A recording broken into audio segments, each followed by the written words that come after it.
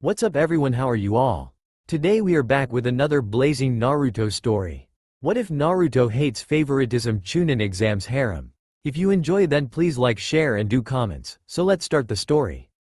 Oh, Naruto-kun, you're up? Don't mind me, I was just picking up in here. Tsunami? Sitting up on his sleeping mat, Naruto stared at the dark-haired beauty walking around the room. He hadn't seen her in years. Not since his first C rank as a genin. Which means I'm actually back. Looking down at his hands, he clenched his fists and visibly recoiled at the lack of strength he felt from his arms. He had forgotten how weak he had been before his training trip with Jiraiya. Not that it was a surprise. Before leaving the village he had been practically starved every day because of the shopkeeper's prejudice. The old man had made sure he had what he needed to survive, but it wasn't enough for a ninja in training who burned thousands of calories a day training. Naruto, your team already left for the bridge. You can join them if you want, I'll finish cleaning in here. Tsunami offered as she bent over to pick up one of the dirty blue shirts Naruto had left on the floor last night. Her skirt pulled tight around her backside and Naruto stared at the appealing sight. Unlike his perverted teacher, he felt shame at perving on a sweet woman like Tsunami, but it wasn't enough to force him to look away. Tsunami was a beautiful woman and he was a growing boy. Of course, he was going to look. I'm sure my team can handle protecting Tazuna, Naruto said, flopping back onto his sleeping bag. I think I'll get some more rest. And be here to stop you from getting kidnapped. Last time he had been too young to understand that if Inari hadn't stalled the two thugs Gato had sent to kidnap Tsunami, she would have wished they had killed her. He wasn't the only one who could see her beauty, and Gato was a bastard. No telling what the scum who worked for him would do. It didn't matter now though. Shaking his head, Naruto watched Tsunami leave the room smiling. He was here now and that meant she would be fine. Even as a genin he had taken care of the thugs quickly. With the experience he had now it wouldn't even be fair. He couldn't use anything in his arsenal other than his Kage Bunshin and its variations if he didn't want people asking questions. If he used the Rasengan or summoning jutsu, people would ask where he learned it, and then what would he say? Oh, Jiraiya of the Sannin taught me those moves in the future, and then my soul got sent back in time to change things because the future sucks. The old man would have him in a padded room before he even finished speaking. And he couldn't change anything from there. I need to be out in the field. There was so much he needed to change. Sasuke leaving for starters. Orochimaru wouldn't get his friend, not again. Jiraiya had told him some of the stories about the snake Sannin, and Naruto didn't like the idea of Sasuke spending a day, let alone years, with the freak. He couldn't let it happen again. Ah! Springing from his bed as a piercing scream echoed through the house, Naruto leapt out the window, still barefoot. Gato's thugs had arrived, and while Inari had acted to protect his mother, Naruto wouldn't let it get that far. The Ronin Gato hired wouldn't even make it out the door. Channeling chakra to his feet, he stuck to the side of the house and ran sideways to the front, stopping when he made it to the front door. Dropping down, he waited for the footsteps inside to get close and lashed out with a kick, forcing the front door to cave in. What the hell? Watch out! Naruto shouted as the door slammed into one thug. Naruto Uzumaki is here. The second thug shoved Tsunami to the ground, forcing a cry of pain from the mother. Drawing his sword, he pointed it at the blonde brat who had just taken down his partner. I'm going to cut you to ribbons, brat. Bah! Naruto waved his hand. You aren't going to land a single hit. Back when he was still a fresh genin on his first C rank, these fools couldn't touch him. Narrowing his eyes as the mercenary charged, Naruto brought his hands up. Even in the weak body, he had now a pathetic thug shouldn't even be able to get close to him. Die, punk! Raising his sword above his head, the thug charged. Taking advantage of one of the dozens of openings in the man's stance, Naruto channeled chakra into his feet and vanished in a burst of speed. What the hell, you are RGG? Gasping as pain erupted from his stomach, the samurai dropped to his knees, his sword clattering to the ground at his side. No way. Watching from behind the corner, Inari stared in awe at the blonde ninja who had shouted at him the night before. I didn't even see him move. 1 second he was in the door, and in a blink of an eye he was punching the samurai. How can someone move that fast? Hey, Inari! Naruto sidestepped the thug's falling body and picked up the sword lying on the ground. Walking over to Tsunami, he cut the ropes binding her hands together. Tie these guys up for me, okay? The boss should have made it to the bridge by now, and he will need my chakra. What? Waving the Naruto, standing in the room, exploded in a cloud of smoke, leaving Inari gaping at the empty space where the ninja was just standing. How'd he do that? Good, tsunami's safe. Hiding in the trees that overlooked the bridge, Naruto opened his eyes as the memory from his shadow clone finished. It was a risk leaving behind a clone to fight the thugs, but he had to save Sasuke. Haku wouldn't want to kill Sasuke, but there was no telling what would happen if he didn't show up. Zabuza could order Haku to help him fight Kakashi-sensei, and even if he didn't want to, Haku won't hesitate to finish Sasuke to help his master. Here we go. Jumping from the tree, Naruto landed on the railing of the bridge and ran forward into the mist, a coating of chakra on the bottom of his sandals keeping his footsteps silent. Reaching into the pouch strapped to his back, he pulled the small roll of explosive tags he took from Kakashi-sensei's pack with his left hand, and with his right he pulled 3 kunai from his holster. Wrapping one explosive tag to the hilts of his kunai, he grinned as the ice dome came into view. This time things were going to go a little different. Sorry, Haku. Throwing all 3 knives, he watched as the tags began to burn. Gritting his teeth, Sasuke pulled another pair of senbon from his arm. The wounds stung, but again Zabuza's masked partner had purposely missed anything lethal. I am being toyed with. Before the ice dome had formed, he could have fought the masked ninja on even grounds. Maybe he wouldn't have won, but he could have pushed the fight to a standstill. But with the ice technique and his opponent's enhanced speed within it, he shouldn't still be alive. If it was anyone else behind that mask, the Uchiha clan would have been ended. Instead, I'm being made a fool of. Sasuke didn't want to die. There were still things he had to do in life. He still needed to kill Itachi and make sure the legacy of the Uchiha was no longer stained by the existence of his brother. However, having an enemy stronger than him continuously spare his life was humiliating. The blood of Konoha's strongest clan flowed through his veins. I do not need the mercy of an enemy. He was an Uchiha, the elite of the elite. Please, surrender. I do not wish to hurt you. Sasuke, cover your eyes. Reacting on instinct before it even processed that he was following the orders of the dead last, Sasuke brought his arms up, shielding his eyes with his forearms. How? Underneath his mask, Kakashi smiled at the dumbfounded look on Zabuza's face as 3 explosions rocked the bridge and small shards of ice rained down on them. Your sidekick may have been able to beat Sasuke alone, Zabuza. But my team knows what you can't do alone, you do together. Holding up his kunai as Zazuba hefted his massive sword into the air, Kakashi's right eye closed as his left shined red in the mist. Your divide and conquer method will be what defeats you. TCH. Zabuza grunted, your brats are still going to lose, Hitaki. Together, separate, it doesn't matter. Haku won't fail me. I wouldn't be so sure about that.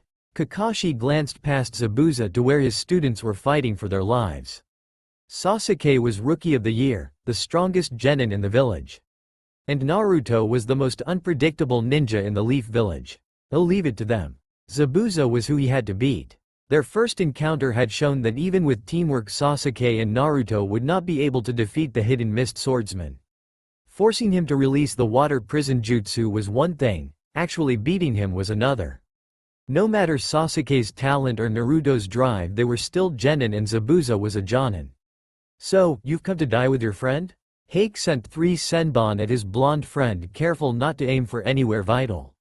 He didn't want to hurt either Leaf Ninja, but Zabuza-sama had given him a mission. Rolling out of the way, Naruto dodged the sharp sticks of metal and drew 2 kunai from his holster and sent them at the closest ice mirror. He didn't know which mirror Haku was in, so I'll just have to destroy them all. Jumping from one mirror to the next, Haku's eyes narrowed behind his Hunter Nin mask as another of his constructs was blown to pieces. Naruto was proving smarter than he had first thought. Naruto, at least you didn't come inside. Flicking through hand signs as fast as he could, Sasuke sucked in a deep breath as his fingers formed the last seal needed for his jutsu. Tora. Bringing the seal to his lips, he released his breath. Fire style. Fireball jutsu. Expelling a large ball of flames from his mouth, Sasuke watched as it flew towards what he hoped was the masked ninja. Without a way of telling which mirror held the real Haku and not a reflection, he was firing blindly. Outside the dome, Naruto saw the flames between the mirrors and pulled another kunai from his holster. The flames would do a thing to Haku's mirrors, but they were a good distraction for him to prepare another exploding tag. Please, stop doing that. Freezing his cold metal pressed against his neck, Naruto glanced over his shoulder and met the painted eyes of Haku's mask. "Tell your friend to stop fighting." Haku's voice was muffled slightly, but Naruto heard him clearly. "Or I'll kill you." "No." Twisting his head, Naruto impaled his neck on the senbon, shocking Haku. "Why?" Haku's unasked question was answered as the Naruto he held hostage exploded, sending him flying across the bridge. Hitting the ground yards away, he slid to a stop nearly halfway across the bridge, his robes burning and mask cracked, revealing his right eye. A shadow clone with an explosive tag in its jacket. Sasuke scoffed as he walked out of the ice dome. Bleeding from dozens of cuts on his arms, legs, and face, he looked on the bad side of horrible but was still grinning. "I didn't think you had a plan like that in you, loser." It was said as a joke, but Sasuke was watching Naruto closely. The knucklehead had never shown planning on that level before. He had been the one to come up with the Shadow Clone Demon Shuriken plan, not Naruto. And in the academy, all his teammate did was charge and fist flying. Naruto never seemed to plan during his spars, he was always thinking on his feet.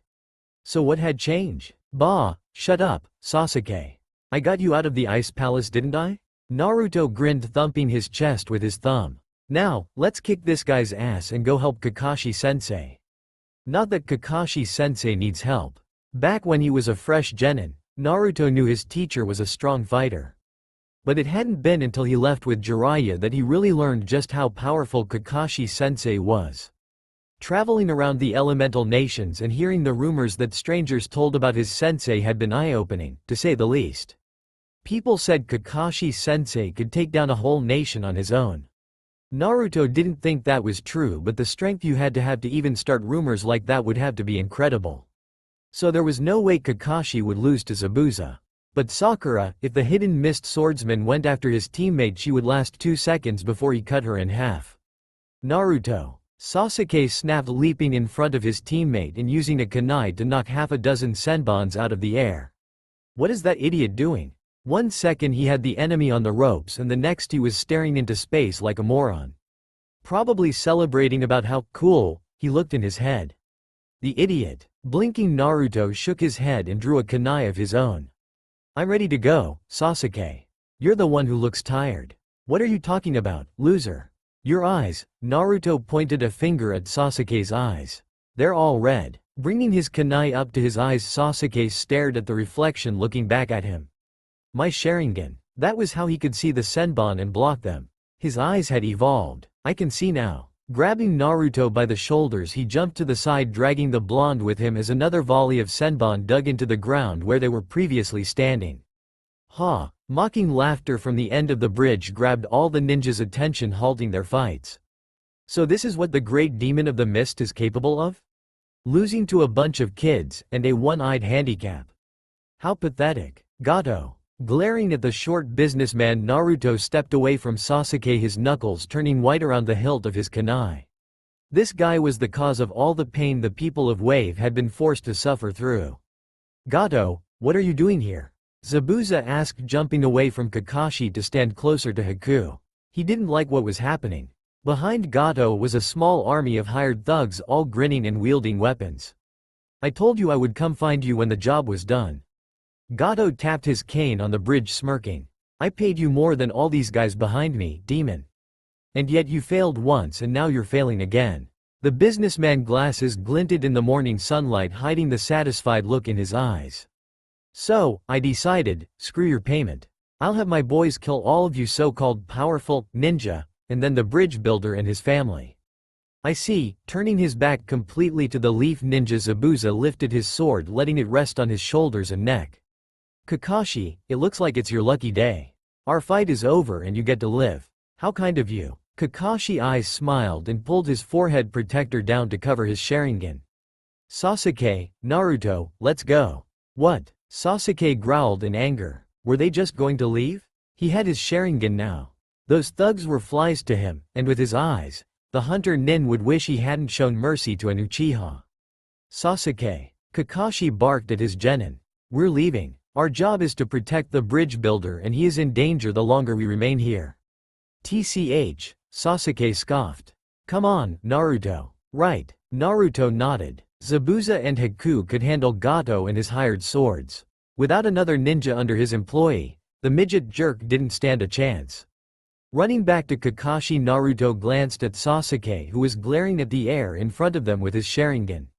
He understood his teammates' frustration. If he had been knocked around by Haku, he would want payback as well. But they were shinobi and the mission came before personal feelings. And I'm happy Haku will live. His friend may have been the enemy, but Haku was also the first friend he had ever lost.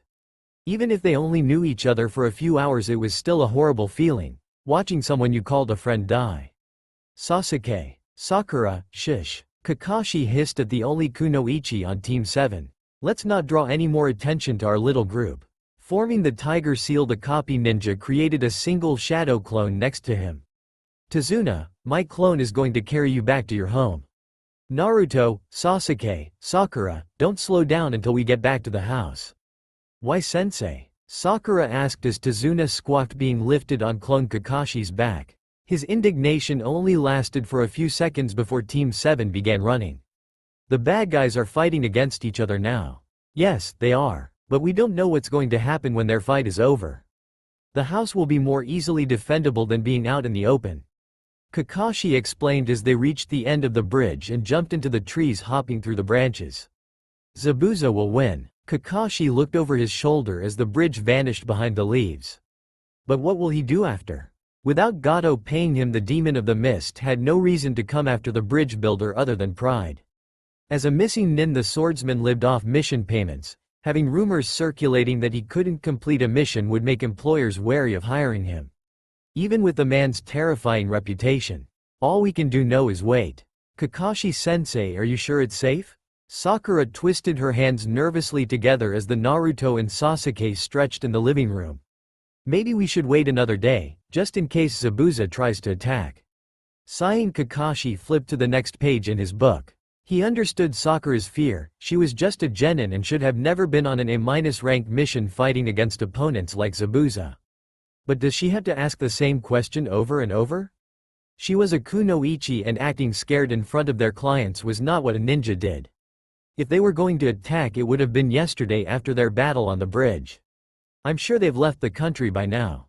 But just in case. Turning to the loudest of his genin, Kakashi lowered his book, his one visible eye turning up in a smile. Naruto, stay here and protect Tazuna's family. In case someone comes after Tsunami and Inari. Kakashi had expected shouts of anger and cries of disbelief from Naruto, detailing the many reasons as to why he shouldn't be left behind and how he was the strongest, so he should be protecting the client. What he didn't expect was a silent nod and his knucklehead student to take a seat on the couch without so much as a word. Strange. Naruto was being unusually quiet. I'll have to talk to him when the mission is over.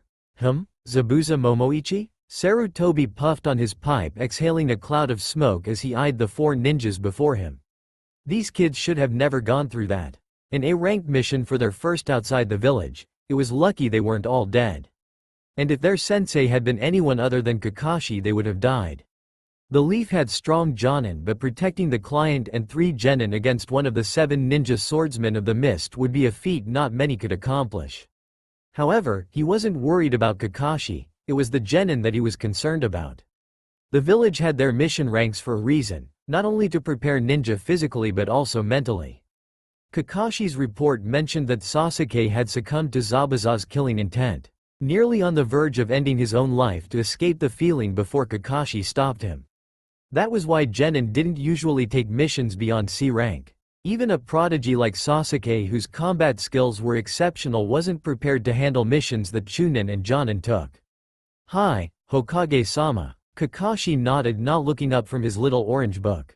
After Gato refused to pay him, he and his partner left the bridge builder alone. Tazuna finished the bridge and we returned to the village. I hope his report is more detailed than that. Sarutobi thought, watching Naruto, who was acting so much different than he had before his mission. He even looked different. The bottom half of his orange jumpsuit was still in place, but the bulky jacket was gone, leaving Naruto in just a short-sleeved blue shirt. His signature grin was gone as well.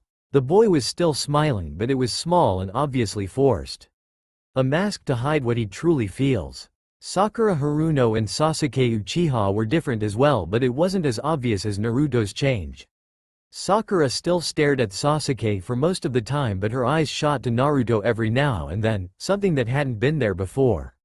And Sasuke, he had changed the least. Not surprising given what he had experienced during the massacre of his clan. Naruto, Sasuke, Sakura, Kakashi said, grabbing the attention of his students. Why don't you three head home for now? You all can have tomorrow off, but meet at our usual spot 2 days from 8 am sharp. Don't be late. I don't want to hear that from you. Naruto shouted, pointing a finger at his sensei. You're always late. Naruto, just leave it. Sakura sighed, rubbing her head. You're giving me a headache with all your yelling. The pink-hair kunoichi glared at her shorter teammate before smiling and turning around. Sasuke, do you? Huh, where'd he go? He went that way. Kakashi thumbed at the door and Sakura took off, leaving Naruto behind. Sasuke, wait for me. I thought she had a headache. Kakashi's sweat dropped at the screeching Sakura was doing. For someone who didn't like Naruto being loud, she sure was loud herself. I'm going head to Ichiraku's, see ya, old man. Kakashi-sensei. Naruto said and jumped out the open window. Watching the spot where Naruto had previously been standing, Sarutobi leaned back in his chair, letting another puff of smoke cross his lips. Kakashi. Kakashi nodded. I know, Hokage-sama. I'll keep a closer eye on them. 497. 498. 499. Slamming his fist into the wooden training post he had been working on since morning, Naruto counted the last punch. 500. Hands bloodied and with his face covered in a sheen of sweat, he let his arms fall to his sides. He couldn't even feel them anymore, it was like they had been replaced with noodles. That just means it's working. If it didn't hurt, he wasn't working hard enough. Turning his body, he kicked the post with his right leg. 1, 2, 3. 200 kicks with each leg. He wouldn't leave the training ground until he finished. Even if it takes all night. He had to get stronger. The Chunin exams were close, and with them, strong opponents would come. There was no way he would be able to fight Orochimaru in the Forest of Death. It would be years before he could fight on par with the Sannin. But what he could do was fight the Rain Ninja and the Sound Trio. I can kick Neji and Gaara's butts too. Things would be different this time around. He didn't know how he was going to do it, but he would protect everyone.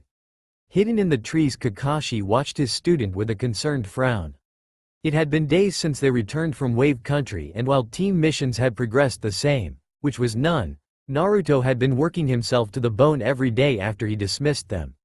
Every day he worked harder and harder, doing hundreds of punches, kicks, squats, push-ups, and laps.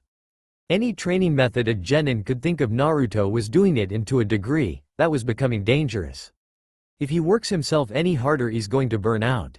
But what could he say? He didn't think Naruto would listen if he said not to train so hard. Konoha's number 1, hyperactive, knuckle-headed ninja was too stubborn to do anything less than the maximum. It just wasn't in the kid's nature. With him, it's always going to be all or nothing.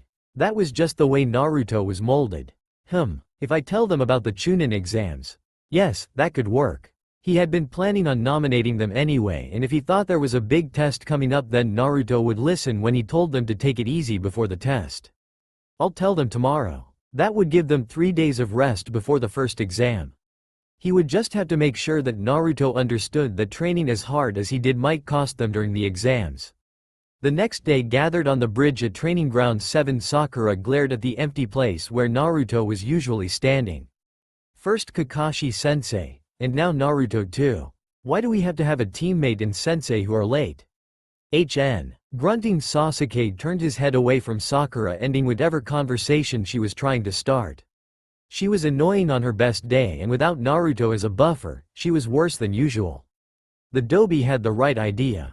If Kakashi wasn't going to bother showing up on time, why should they? Standing here is a waste of time.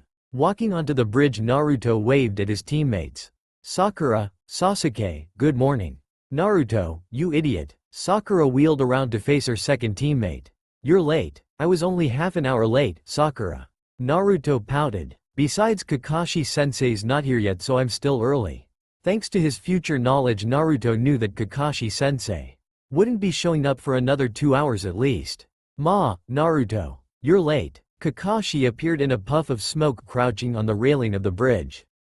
It's not polite to keep people waiting, you know. Sticking out his tongue, Naruto folded his arms behind his head and leaned back. I don't want to hear something like that from someone like you, Kakashi-sensei. Underneath his mocking words and playful face, Naruto frowned at his teacher. Why is he early? Considering how late Kakashi-sensei usually was, him showing up now was like a normal person being early.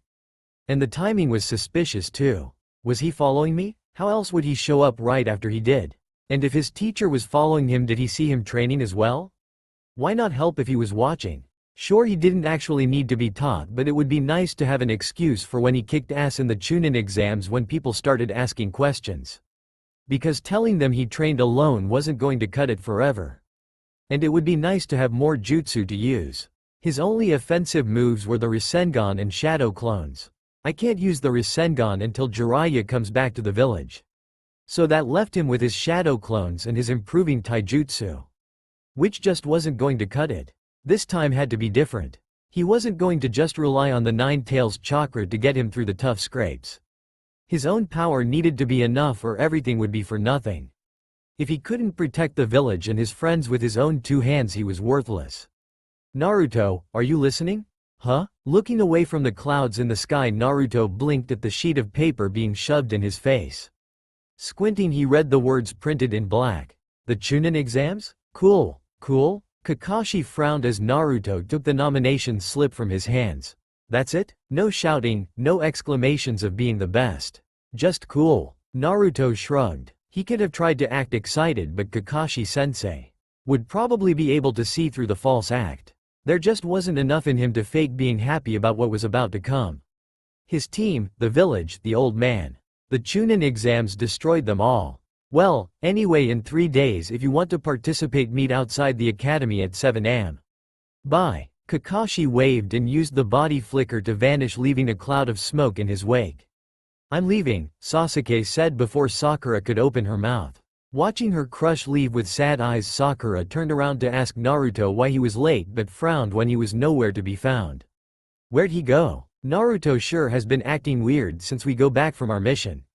The idiot still acted like a fool during missions, always trying to beat her Sasuke-kun. But he wasn't as loud as he used to be, and he hadn't been trying to get her to go out with him anymore either.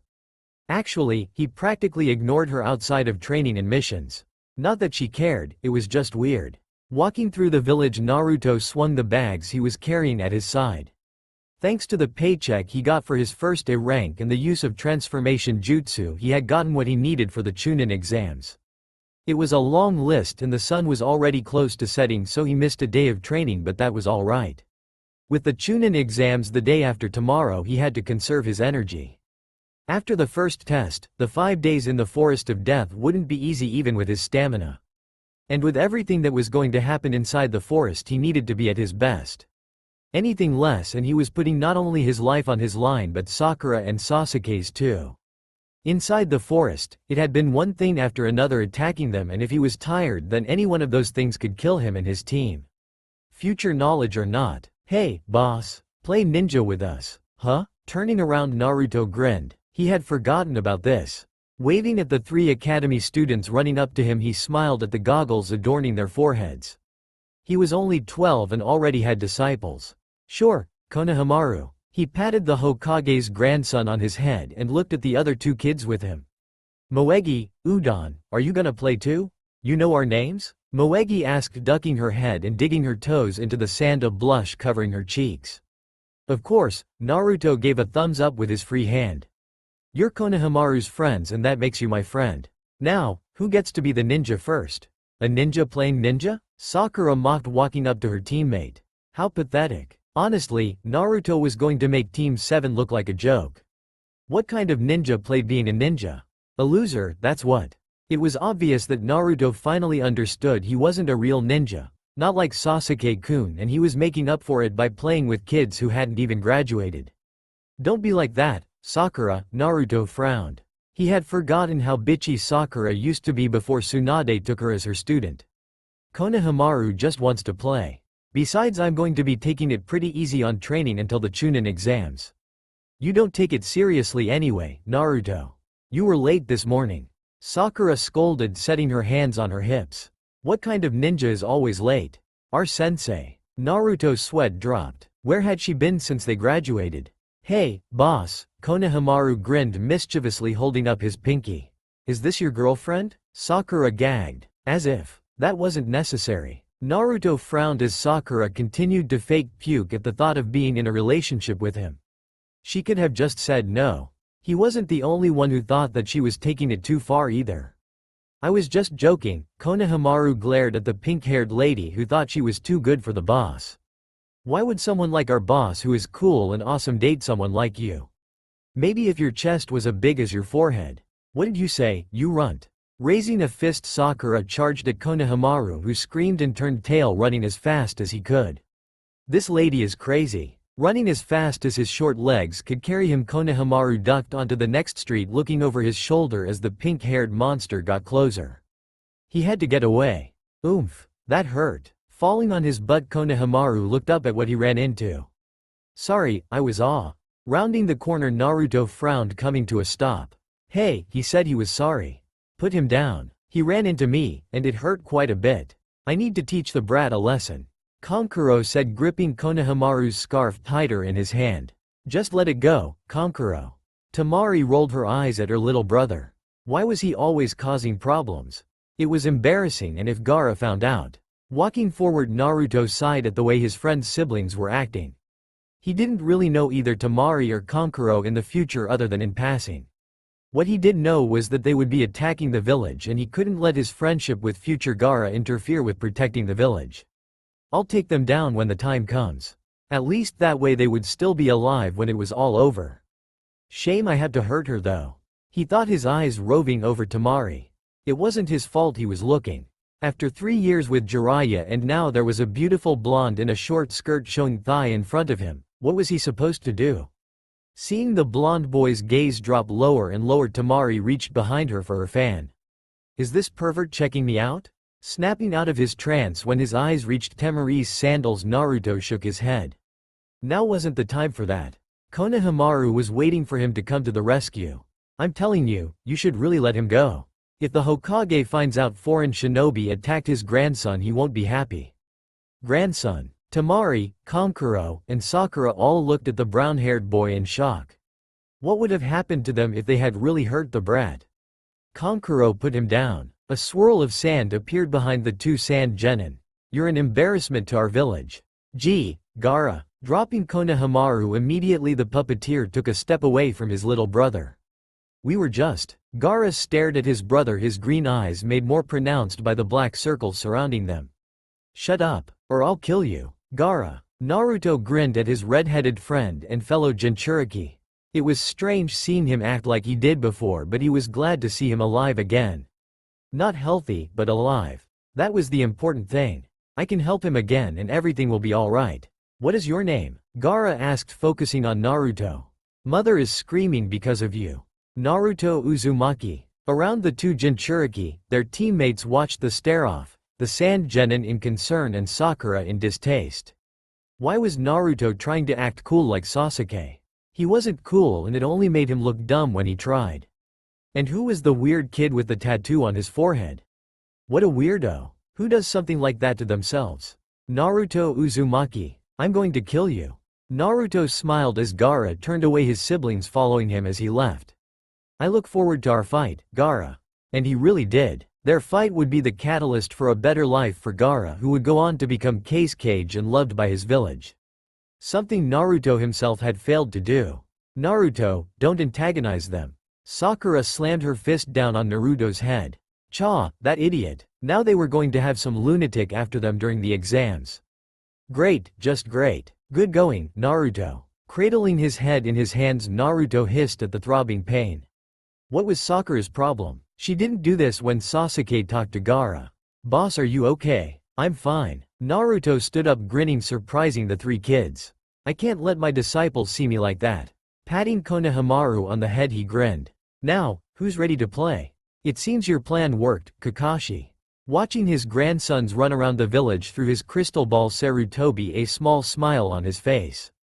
He had been worried when Kakashi reported how drastically Naruto's training habits had changed, and having spied on the boy one day, he had seen for himself how damaging they were becoming. It was good to want to grow stronger, but the way Naruto was pushing himself, training until his hands and shins were nothing but bruises and running laps until he collapsed. Even with the Kyuubi's healing powers, it would have been dangerous to let him continue down that path. I'm hoping this will last until the exams are over, Kakashi said, watching his student finally acting like he had before Wave. He didn't want to admit it, even to himself, but he knew Naruto was never going to be the same again. His view on where he stood in the shinobi world had crumbled during his first mission outside the village. Zabuza could have killed him 10 times over before he could even blink. And Naruto knew that. It was why he was pushing himself so hard. And after? The third asked, reaching for his pipe. I'm hoping that the exams show him that he is not as weak as he thinks he is. I haven't even let him spar with Sasuke since we returned. Kakashi sighed, taking a seat on the couch in the Hokage's office. Losing to who he sees as a rival would only reinforce his belief that he needs to train harder. And you believe Naruto will place well in the exams? Kakashi nodded, his eye turning up in a smile. He might not be promoted, but I think he'll surprise more than a few people with his strength. Maybe even himself. Today is the day. In his small one-room apartment, sitting on his bed, bare-chested, Naruto wrapped white bandages around his hands and forearms, covering the bruises and scars on his knuckles. Standing up, he grabbed the black t-shirt laying on his bed and pulled it over his head, covering his torso. The Chunin exams had finally arrived. Pulling on his gray shinobi sandals, he pulled the strap tight and tucked his black pants into them before wrapping his ankles with bandages to keep the pants from coming loose. Strapping his kunai holster to his thigh, he then tied 2 pouches to the back of his pants.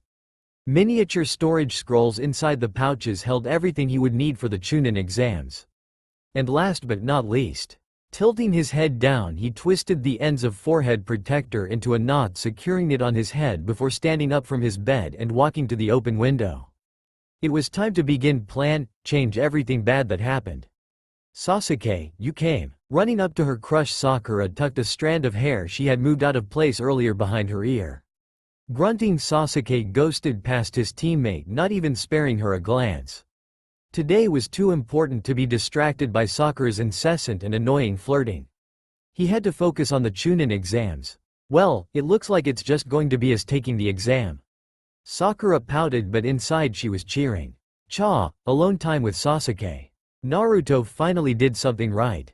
Naruto will be here, Sasuke said, stopping at the door to the academy and leaning against the wall, closing his eyes. The exam doesn't start for another 10 minutes. He'll be here by then. No way is he going to miss this. As annoying as the loser was, it seemed like Naruto was the only one who took being a shinobi seriously. Kakashi was always late and Sakura always did the bare minimum in training so she wouldn't get sweaty and ugly. It was a joke. Sakura, Sasuke. Naruto jumped down from the academy roof, landing between his 2 teammates. Are you guys ready to kick all the asses inside? Smirking, Sasuke kicked off the wall. You're cutting it close, Naruto. Trying to be like Kakashi? Yeah, right. Naruto grinned. I could say the same to you, Sasuke. You barely beat me here. Shut up, Naruto. Sakura yelled, swinging a fist at Naruto, who ducked out of the way. Don't make fun of Sasuke-kun. And there goes the atmosphere. Naruto sighed as Sasuke scowled and opened the door to the academy, heading inside, leaving him and Sakura outside. But only for a second before Sakura went running after him, leaving Naruto by himself. Watching the pink-haired Kunoichi chase after his rival, Naruto frowned. He had been feeling different about Sakura since he got back. It was strange that his thoughts on his crush were changing so quickly. Maybe it was because despite his young body he was older and more mature, but his teammate just didn't look the same when he saw her. She was mean and petty, and as much as he didn't want to say it, not ninja material. Of course, she would grow into a strong kunoichi under Tsunade's tutelage. He knew that, but it didn't stop him from feeling angry every time she ruined the team's dynamic to try and appease Sasuke. Like just a second ago, he and Sasuke were having a good time throwing jabs at each other. They weren't serious, the insults were just how they talked. Sasuke was even smiling or smirking until Sakura interjected herself into the conversation. In the past he would have blamed Sasuke, probably even made his thoughts vocal, which would have made things even worse. Things were different now though, he was different. He could see Sakura ignoring him for Sasuke wasn't his rival's fault. And being better than everyone else wasn't Sasuke's fault either. I blamed him for my own faults. It was childish and Naruto was glad he had a chance to fix the mistakes he made in the past. Maybe this time he could keep Orochimaru from getting Sasuke. Not that Sasuke was blameless, but Naruto had to work on himself before he tried helping Sasuke. Naruto, get in here, I'm not going to be late because of you. Sighing, he shoved his hands into his pockets and trudged into the room, doing his best to ignore the glare he was getting from Sakura. Huh, you want to take the exam with those skills? You should just quit now. Walking with his teammates, Naruto grinned at the genin sitting on the floor holding his face. Lee, please, just let us through. Tenten. Naruto shook his head as the weapon mistress was knocked to the ground beside bushy brows as the disguised Chunins explained how they had failed 3 times. Those that take this exam and end up quitting as shinobi, those that die in the exam, we've seen it all. The failure of a mission, the death of a comrade, that is all the captain's responsibility. And Chunin often becomes captains of military teams. Yet, kids like you think you can pass? They were really laying it on thick. Naruto folded his arms and looked up at the ceiling. Any minute now Sasuke would demand the genjutsu be dropped and then he would be attacked and bushy brows would stop it. As things started playing out the way he knew they would, Naruto debated whether or not to get involved. Sakura, Sasuke looked to his teammate. As the one who improved her analytical abilities and genjutsu the most, you must have noticed first, right? Of course, we're only on the 2nd floor.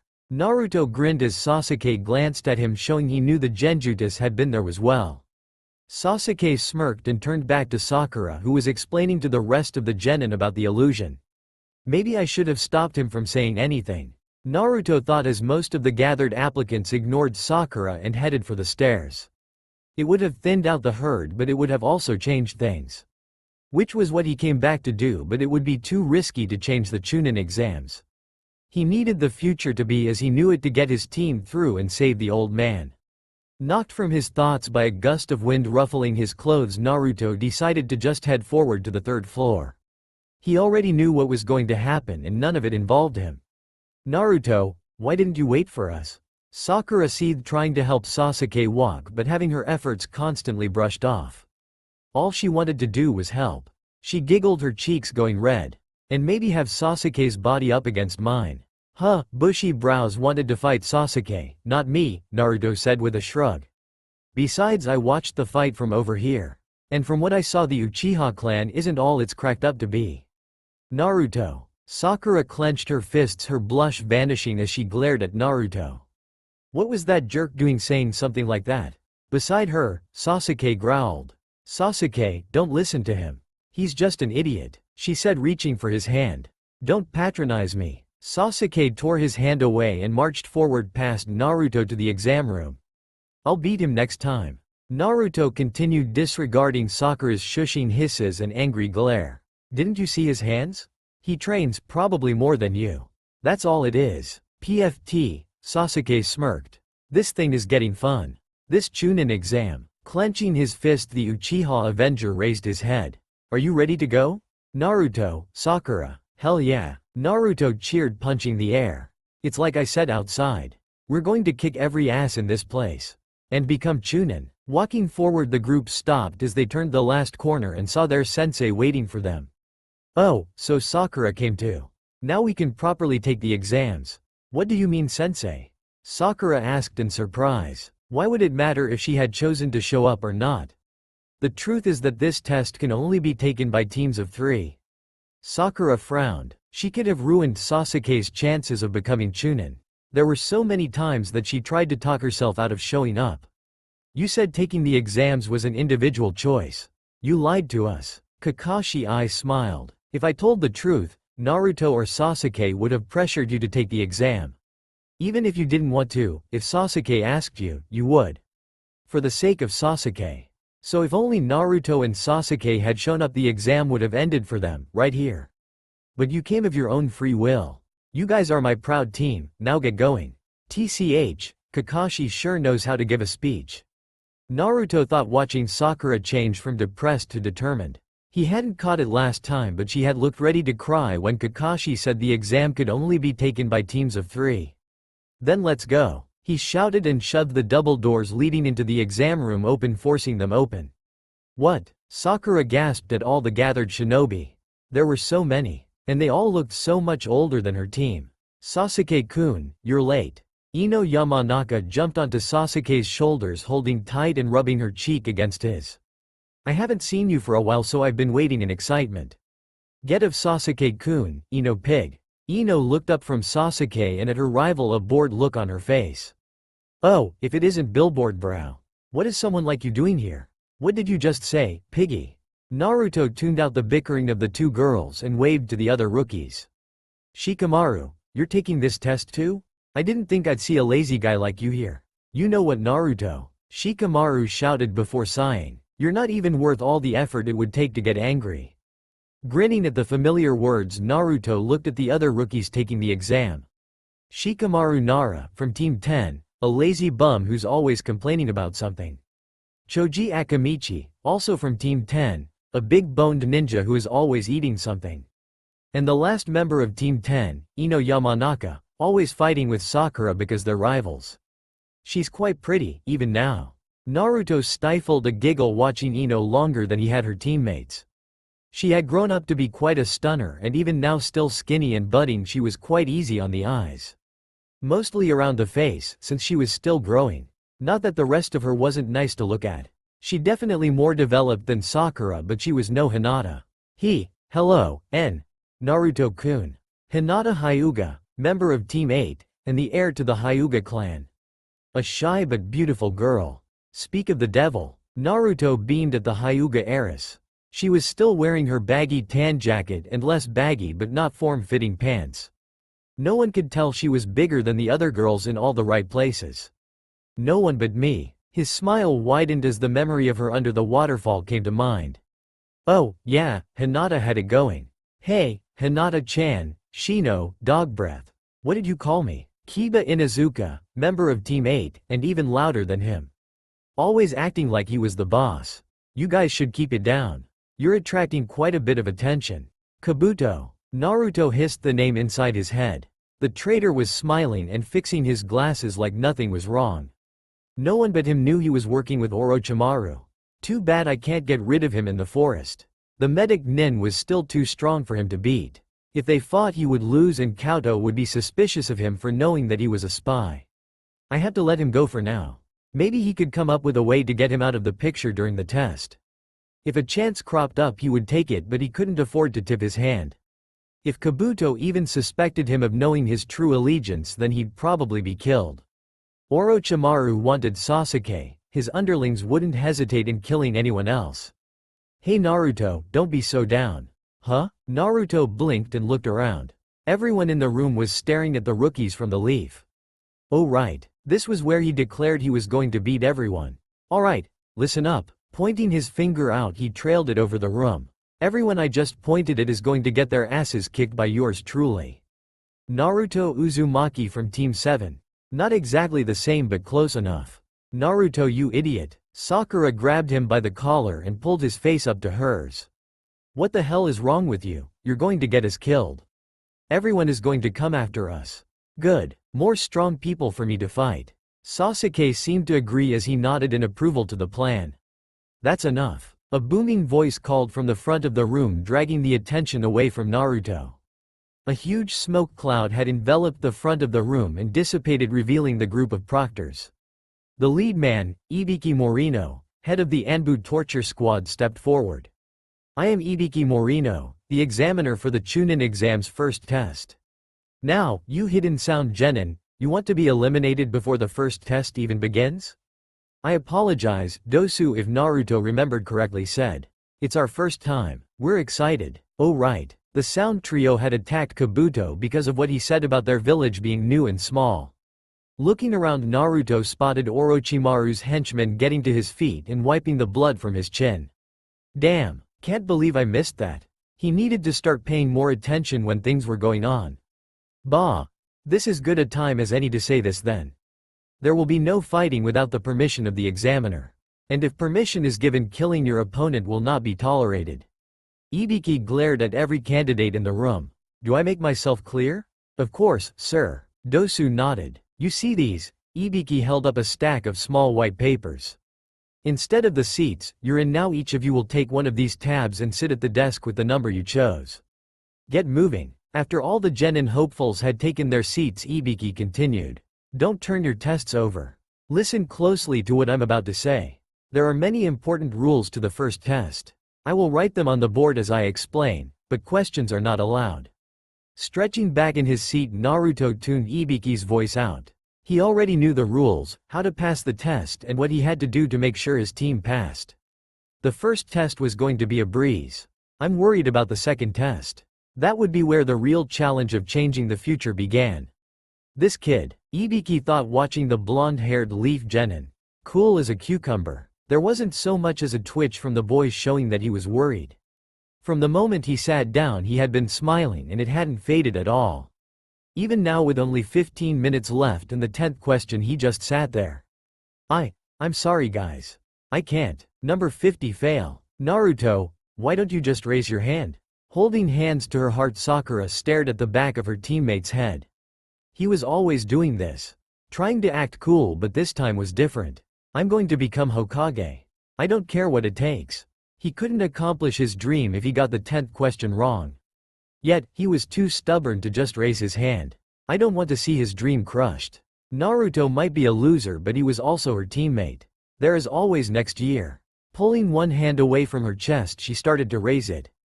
If Naruto couldn't do it, she would give up for him. Who do you think you are, Naruto? Lowering her hand, Sakura watched in disbelief as Naruto climbed onto his desk and pointed at the proctor. What is this idiot doing? If you think you can scare me with words, you got another thing coming. Naruto was all smiles as he stared Ibiki down. Maybe he was overdoing it a little by getting on top of his desk, but hey, go big or go home. I don't care if I'm a genin forever, I will still become Hokage. Glancing around discreetly, Naruto saw his fellow genin calm down. Hands were lowered and bodies had stopped shaking. Counting the number of genin still in the room, his lips stretched even wider. 26 teams. Same as last time. I'll ask one last time. Your life is riding on this decision. This is your last chance to quit. My unbending will won't allow me to. I don't ever give up. That's my ninja way. This brat. Ibiki looked around the room. Uzumaki's words had already affected the atmosphere. He could see it in the eyes of every candidate still in the room.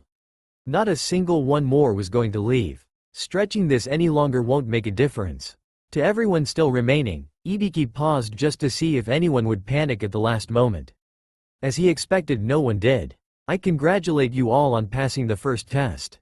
Sitting back down in his seat, Naruto nodded as the questions began, demanding where the 10th question was and how could they have been passed without answering it. Ibiki went on to explain why the test was the way it was, and Naruto agreed wholeheartedly. Even before seeing the scars on Ibiki's head again, the first test of the Chunin exam was even more important than the second and third. To be a shinobi, you had to make hard choices. Had to be willing to sacrifice your life for the mission. Ibiki focused on information, but the test focused on far more than just that. If you weren't willing to risk everything for something other than yourself, then you shouldn't be a shinobi. Those who can't put their destinies on the line, who cling to "there is always next year," and walk away from their chance. Those pieces of trash that can only make cowardly decisions don't deserve to become Chunin. The ones that chose to take it answered the 10th question correctly. You will be able to survive any troubles you face in the future. Ibiki smiled, tying his head back in place, covering the scars and burn marks on his head. You all have made it through the entrance. The first test of the Chunin selection exam is now finished. Naruto-kun, we passed. Hinata whispered, a bright blush on her face. We did it. You're damn right, we did it. Naruto leaned over and wrapped an arm around Hinata's shoulders, dragging her in close. We're one step closer to becoming Chunin, baby. Yeah, Naruto-kun is hugging me. Hinata's face had gone completely cherry.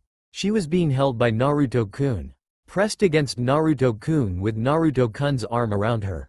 She couldn't take it. There was just too much Naruto-kun at once. I'm going to faint. Right as his vision began getting dark, Naruto pulled away as the window on the side of the room shattered. Not this one. Ibiki's sweat dropped as a black sheet blocked his view of the candidates. Guys, now is not the time to be celebrating. I am the examiner for the second test. The Y in single Anko Mitarashi. Now let's go. You're definitely why alright. Naruto giggled as Anko punched the air, forcing her jacket to spread open, revealing her mesh-covered chest.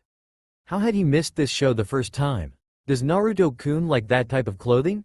Hinata asked herself when she saw where Naruto's eyes were focused and how he wiped above his lip when no one was looking. Glancing down at her own chest, she frowned. Hers weren't as big as Anko's, but they were bigger than Sakura's and Ino's. If I dressed like that, would Naruto-kun notice me? Counting the kitties left in the room, Anko laughed as Ibiki came around the curtain she hung up for her awesome entrance. 78 left, Ibiki. You must be getting soft. Or this year is a more promising group. Whatever, Anko waved a dismissive hand. I'll eliminate at least half of them in the second test. Now I'll explain what the second test is after we change locations. Follow me. Sasuke smirked as the proctor jumped back out the window she came through. If at least half of the 26 teams left were going to be eliminated, there had to be fighting in the second test. Hey, things are starting to get excited. As the genin followed Anko out the window, Naruto waited in his seat next to Hinata. He knew it was coming. The second test, and with it Orochimaru. But planning on how to escape from Asanin alive wasn't the same as actually doing it. The snake summoner had crushed them thoroughly, and he could still remember the battle between all three legendary ninjas when he and Jiraiya went to retrieve Tsunade. Orochimaru didn't even have arms, and Jiraiya and Tsunade still couldn't get him. Naruto, hurry up. Are you trying to make us miss the second test? It's not a bad idea. If Naruto thought for a second that Orochimaru wouldn't go after Sasuke outside the Forest of Death, he wouldn't have shown up at all. But no way was the snake going to let Sasuke go that easy. Standing up from his chair, he waved goodbye to Hinata, who was still bright red, and jumped out the window. It was time to change the future. Training Ground 44. Welcome to the stage for the second test, Practice Area 44. Anko held out her arms to the massive forest behind her. The danger and warning signs were obviously a good touch as she saw some of the genin gulp and others start to shake. Let's see how they like the name. Also known as the Forest of Death. This is creepy, Sakura whispered beside Naruto, taking a step back so she was behind Sasuke-kun. He would protect her. Anko smiled, dropping her arms, and sadistic grin splitting her face. You all will soon find out why it is called the Forest of Death. You will find out why it's called the Forest of Death. Naruto mocked with a scoff and a smile when he saw Anko twitch. I'm not afraid of some stupid forest with a dumb name. Faster than anyone could see, Anko had a kunai in her hand and was behind Naruto, holding it to his throat as blood ran down his cheek. Kids like you usually die first in here. Shivering as a tongue was pressed softly against his cheek, Naruto closed his eyes as it followed the trail of blood to the cut Anko had made. Spraying that red blood I love, Anko said before she pulled the kunai from Naruto's neck and pointed it at the tongue hanging over her shoulder. Your kunai. Naruto clenched his fist, glancing at the grass nin that was really Orochimaru before looking away and fake gagging. Most would think it was because the extended tongue disgusted, which was true, but if he had to look at the snake bastard a second longer, he was going to try and stab the bastard. And that wouldn't end well for anyone involved. Thank you, Anko took the kunai with a smile. But don't sneak up behind me, unless you want to die. Sorry, the blood. It just gets me excited. Orochimaru pulled his tongue back into his mouth. And you cut my precious hair. I couldn't let you get away with that. Looks like we got a lot of bloodthirsty ones this year. Hee, Anko chuckled, walking back to the front of the group. This should be fun. Yeah, right. Naruto held his hand to his face to stop the bleeding from his cut. The next 5 days would be anything but fun. Anko reached into her jacket and pulled out a stack of paper, waving them in the air so everyone could see. Now before we start the second test, I have to pass these out. These are consent forms you must sign if you want to take the second test. There are going to be deaths, and if I don't have you sign these, you dying will be my responsibility. I'm going to explain the second test, then you can sign them afterward. And then each team will check in at the booth over there. Taking the stack of forms from Anko, Naruto kept one for himself and handed the stack off as Anko began explaining the second test. The second test will be survival. Around Practice Area 44 there are 44 locked gates. Inside the gates are forest, river, and a tower in the center. The length between each gate and the tower is about 10 kilometers. During the test, you will be asked to complete one task. Using your many weapons and jutsu you will compete in a no-rules scroll battle. Scroll? Yes, Anko nodded, reaching into her jacket and pulling 2 scrolls out. Each emblazoned with a different symbol. You will fight over these 2 scrolls. Heaven and Earth. There are 26 teams who passed the first test. Half will get the Heaven scroll and the other half will get Earth. To pass this test, a full team of 3 needs to reach the tower with both Heaven and Earth scrolls. There is also a time limit. The second test will last 120 hours, exactly 5 days. If you haven't reached the tower with both scrolls by that time, your team fails and you are out of the Chunin exams. 5 days. What about dinner? Anko shrugged. There is plenty to eat in the forest. Just watch out for man-eating beasts, poisonous plants, poisonous insects. Choji's head fell. He hadn't packed enough food for 5 days. 13 teams passing is unlikely. As the days go on, the distance to the goal gets farther and the time to reach it grows shorter. And the area will be crawling with enemies, so don't expect to get much sleep. So not only will some of you fail by losing your scroll, others will die from the harshness of the course. Now I will talk about what will disqualify you. First, Anko held up her finger. If you don't make it to the tower with both scrolls in the 5-day time limit, you fail. Second, those who lose a teammate or get a teammate killed fail. Third, there will be no quitting once the test begins. You will be in the forest for 5 days. And the last rule, you must not look inside the scrolls until you reach the tower. What? Why? Sakura asked, raising her hand. And what happens if you do? Ino tagged on, crossing her arms and glaring at Sakura, who stuck her tongue out. Anko grinned. That will be a surprise for anyone who does. But let's just say you don't want to know what the surprise is. Chunins can sometimes be asked to handle classified information. This part of the test will test your trustworthiness. That is it for explanations. Team, exchange your 3 forms for a scroll to choose a gate and get ready to start. Once you turn your forms in, the test has begun. And there will be no quitting. So if you aren't willing to die, walk away now. Pushing through the genin teams, Naruto grabbed Sasuke and Sakura's hands, dragging to the booth. He needed to them to be one of the first teams to get their scroll. Naruto, will you calm down? Sakura said, trying to pull her hand away, but Naruto kept it in his until they were at the booth. Slamming his form down, he turned to Sasuke and Sakura expectantly. Give them your forms. Excited, loser? Sasuke asked, handing his form over. He wouldn't let his emotions show as clearly as Naruto, but he was just as excited as the knucklehead. A fight to the death meant no one was going to hold back. Strength would be what determined who passed and who failed. Naruto, give Sasuke-kun the scroll. Sakura snatched the Heaven scroll Naruto had been given. Turning to her Sasuke-kun, she held it out. Here, Sasuke-kun. You're the strongest on the team, you should hold it. Keep it safe from the other teams. No way could they get it from you. Whatever. Taking the scroll, Sasuke slid it into his pouch and looked at Naruto, expecting some kind of resistance from the blonde. Sakura had just claimed that he was the strongest on the team.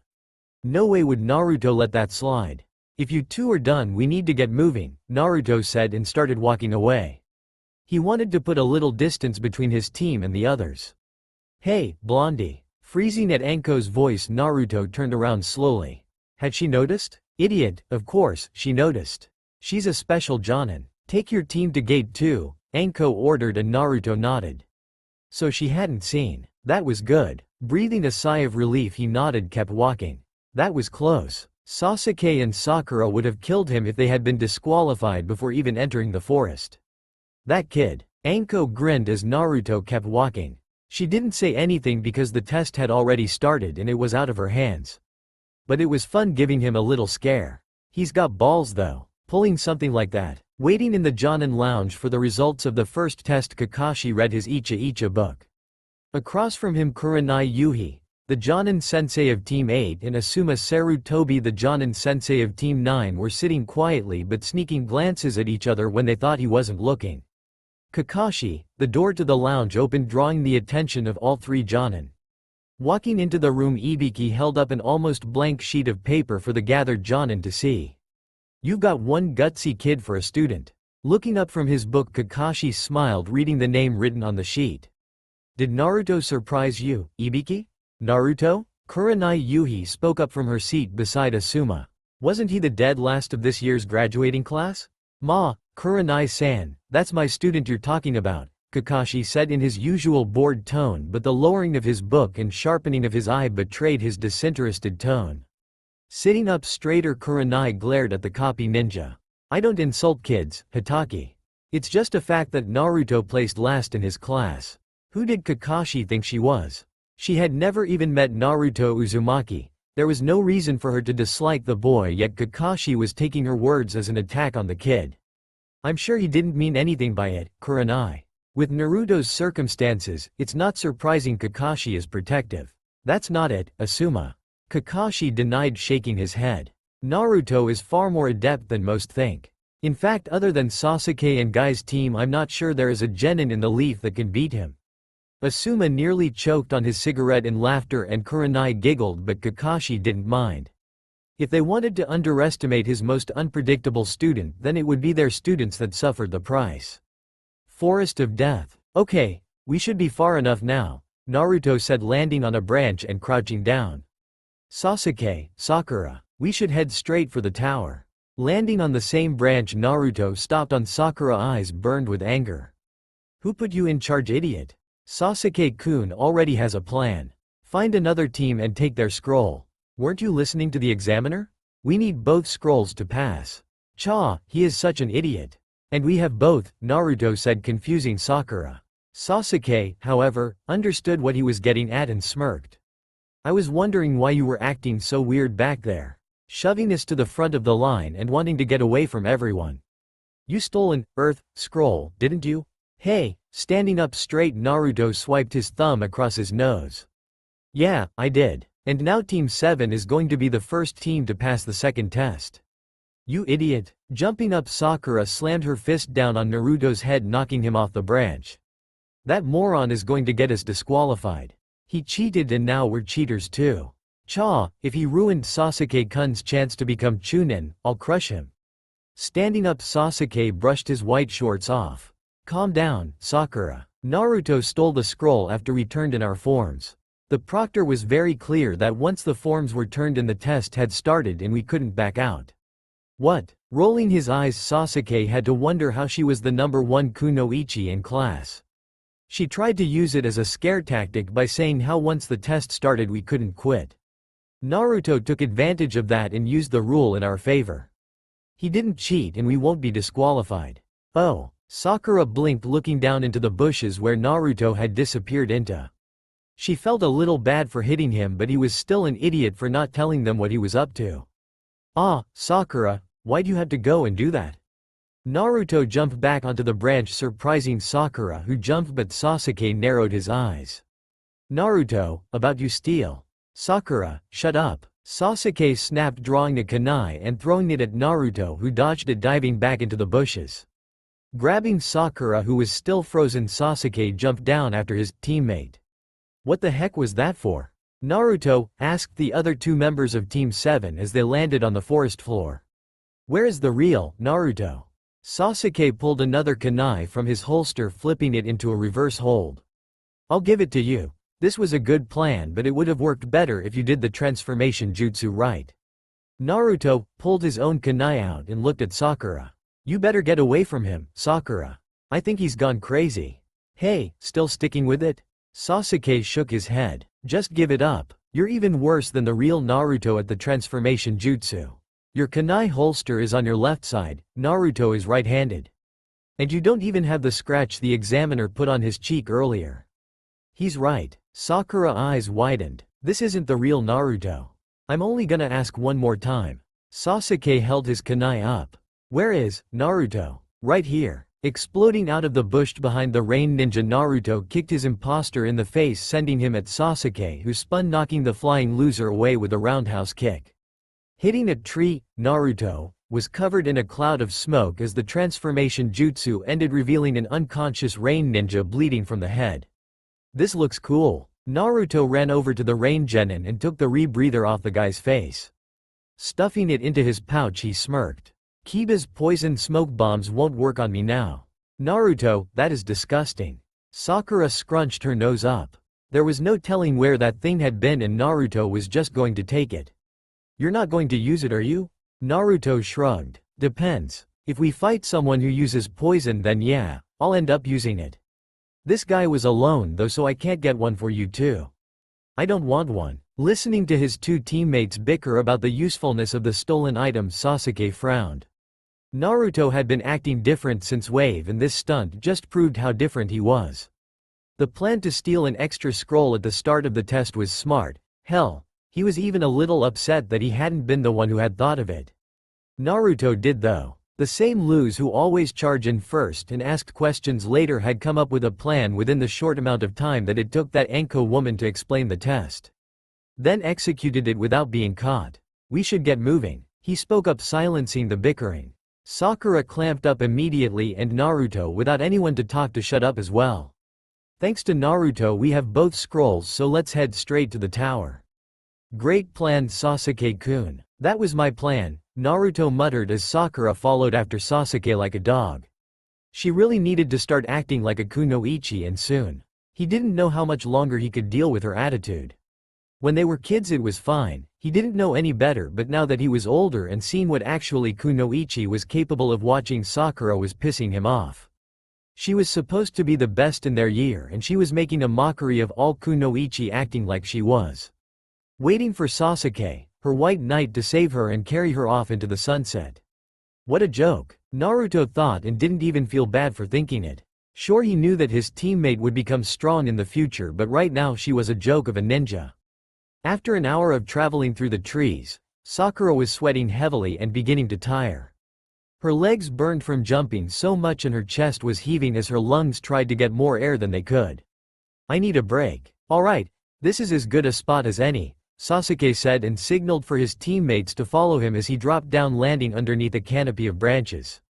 Listen, before this test is over we might be separated again. If it happens, even if it is one of us, don't trust them. The other teams might try using the same plan that Rain Ninja did. Then what should we do, Sasuke-kun? Sasuke pushed the annoyance he felt at his teammate down as best he could, but it must have shown on his face because Sakura's face fell. That wasn't his problem, and he didn't care about hurting her feelings. They were in the middle of a test to become Chunin, and she chose now to try and flirt. Naruto is annoying too, but at least he is taking this seriously. With his plan to get them a scroll with minimum effort, and now he was listening instead of picking a fight to be in charge. Sasuke never thought he would say it, but he was wishing he had two Narutos on his team instead of Sakura.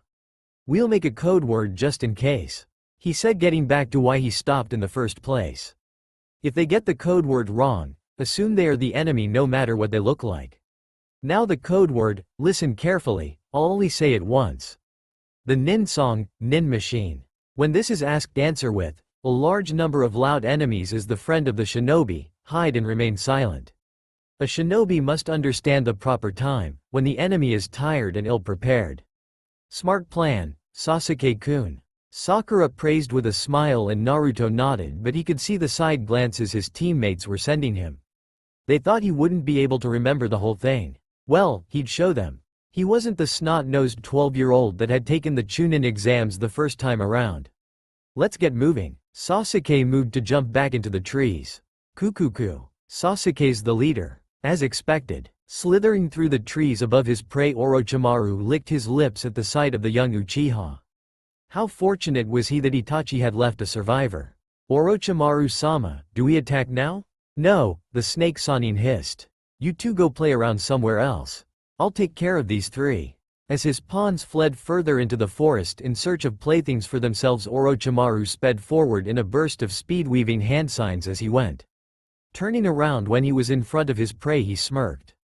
Let's see if Sasuke-kun is as good as they say. Wind style.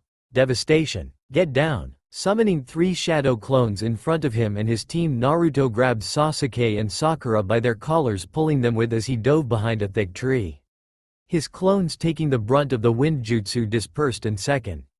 What is this? Sakura cried as entire branches flew past them, caught in the gale force winds that had come out of nowhere. What is with this forest? It's not the forest, Sasuke said, recognizing the winds for what they really were. What kind of person can use jutsu on this kind of scale? Kukuku, you dodged my attack. How surprising. Orochimaru giggled, looking down at his prey. He had expected Sasuke to dodge the attack. The blonde boy creating shadow clones was a surprise. For a genin to be able to summon one was a sign of potential, but 3 solid clones. Was Kabuto's report wrong? His spy had been clear that Naruto Uzumaki was nothing special. The dead last. What kind of dead last can use the shadow clone jutsu? Orochimaru. Naruto hissed, staring at the brown eyes of the grass ninja. He knew the truth of what lay behind those eyes. The snake waiting to shed his skin. Sasuke, Sakura. He whispered, "We need to run." As much as he wanted to give the snake bastard what for, he knew it was suicide. Orochimaru could take down a squad of Jonin. 3 genin weren't going to make him sweat. Their first battle so many years ago proved that. We're not even gnats to this guy. And that's what pissed Naruto off the most. For all his anger, he was powerless against the Sannin. "You're not trying to run, are you?" Naruto's body stopped moving as a blanket of fear covered him, seeping through his skin, flowing through his veins, burrowing into his bones. I can't move. Barely able to turn his head, he twitched just enough to look to his side. Sasuke and Sakura were like mirror images. Wide-eyed and frozen in place. Is this what they felt last time? He had never felt anything like it. The only thing that came close was his first encounter with Zabuza. Except this was 100 times more terrifying. I need to move, but he couldn't. All he could do was tremble in place, his legs quivering like a newborn fawn. Beside him, Sasuke was in a similar position, the terror he felt freezing him in place as a kunai pierced his head, killing him. Is this a genjutsu? The last Uchiha in the leaf asked himself. No, this is just fear. The killing intent in the grass ninja's eye was causing him to see images of his death. Who is this guy? Sakura. Naruto is right. We need to run. Sakura stared forward like she didn't hear him, rivers of tears cascading down her cheeks. Or we are going to die. Hee, none of you can move. Orochimaru moved faster than any of the 3 genin could see. 1 second his hand was empty, hanging at his side, and the next a trio of kunai was slicing through the air. Move. Forcing his body into action, Sasuke drew his own knife, stabbing it into his thigh. Before he could even process what was happening next, he was grabbing Sakura and jumping away. Lowering his hand, Orochimaru's tongue slithered out of his mouth and across his lips that had curled up into a satisfied grin. To injure his own body, to erase the feeling of fear with pain. Hee, it is as I thought. He is no ordinary prey. Pressing his back to the tree he had chosen to hide behind, Sasuke's chest rose and fell at an accelerated rate.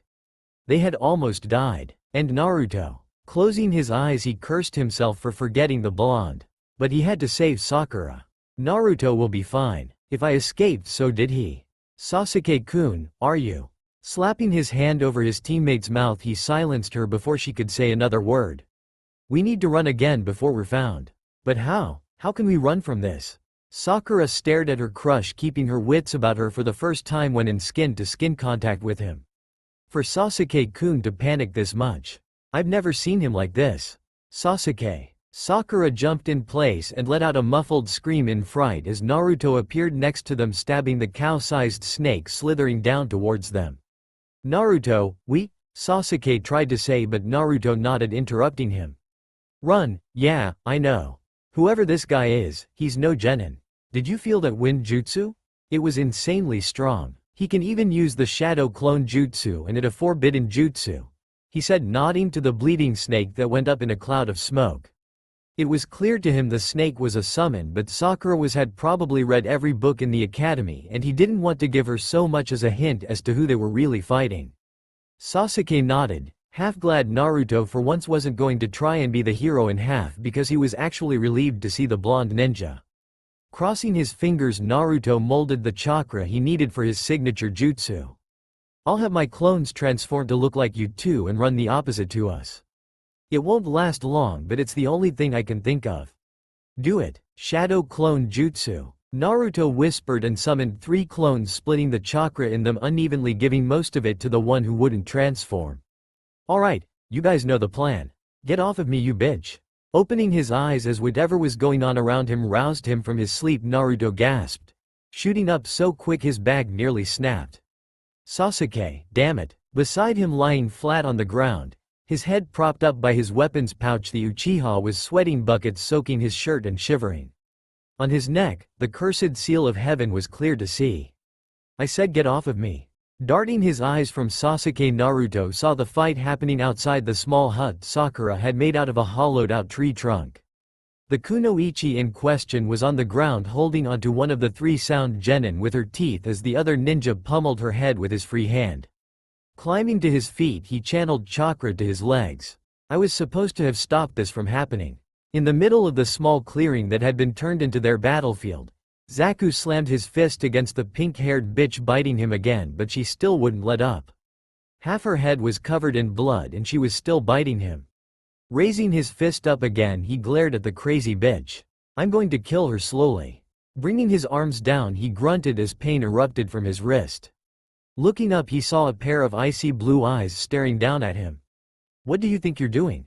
Holy crap, is that Naruto? Ino asked herself out loud. She had been about to jump in herself to save Sakura. They were rivals for Sasuke's affection, but they were also shinobi of the leaf, and even after everything she still saw the friend she once had in the pink-haired genin. He looks angry, Choji said, popping another chip into his mouth, munching on it quietly. Crouching beside his two teammates, Shikamaru rolled his eyes and stood up. It's going to be troublesome fighting these guys. But he couldn't just let Naruto get himself killed. Come on guys, let's whoa, Naruto. In the clearing, Naruto pulled the sound genin up with one arm as Sakura released her grip to call his name. You're hurting my teammate. Swinging his arm, he let go of Zaku and watched the bastard fly on course to slam into the tree on the other side of the clearing before his female teammate caught him midair, saving him from a painful collision. I see, one of you woke up. Dosu moved to stand in front of his teammates. Not the one we wanted, but you will have to do for now.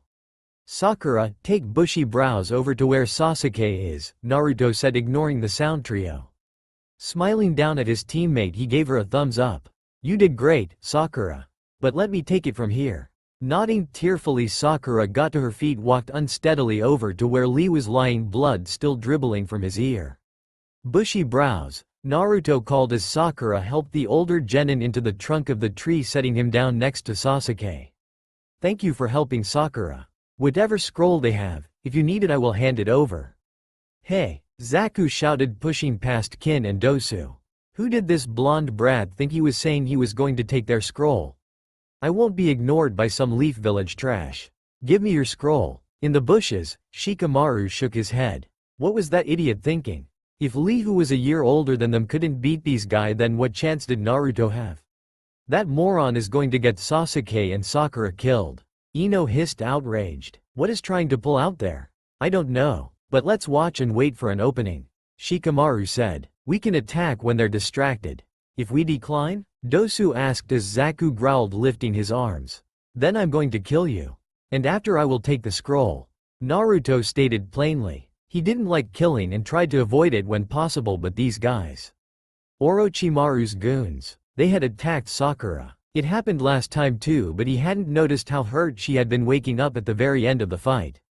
Seeing her now though, face bruised and bloodied, covered in tears. He was pissed. You really think you can beat all three of us? Kin asked, cocking her hip and raising a brow as she giggled. Well, aren't you cute?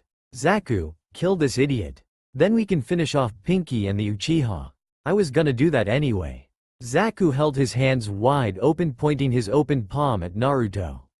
Decapitating Erwa. Gasping, he choked before he could finish his jutsu as a fist buried in his stomach with a force that felt like a horse's kick. He's fast, Dosu thought as he jumped back, putting distance between him and the Uchiha's teammate.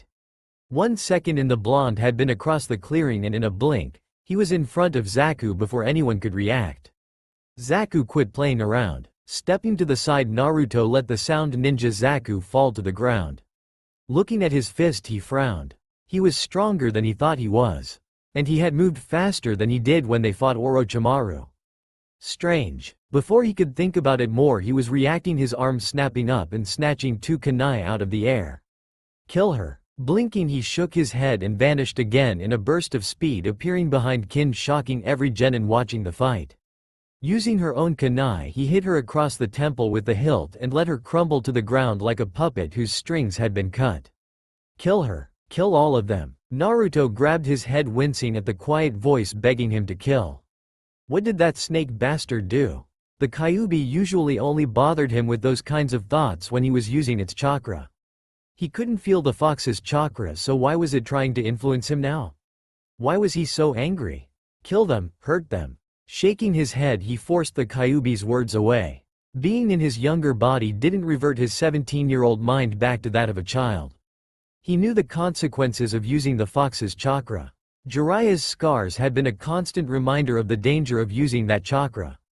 You're stronger than your teammate and that green freak. Dosu narrowed his single good eye as the black flame-like markings covering the blonde's face flared orange. Like the veins underneath the skin were fire instead of blood. I see, it is as I thought. The mark on his neck that Sakura girl asked about. Lord Orochimaru has given them the curse seal. But how has he already gotten up from it? Are you going to stand over there all day? Naruto asked, turning to stare at the last sound genin standing. Naruto, Sakura's voice was shaky as she stared at her teammate. Naruto had never acted like this before.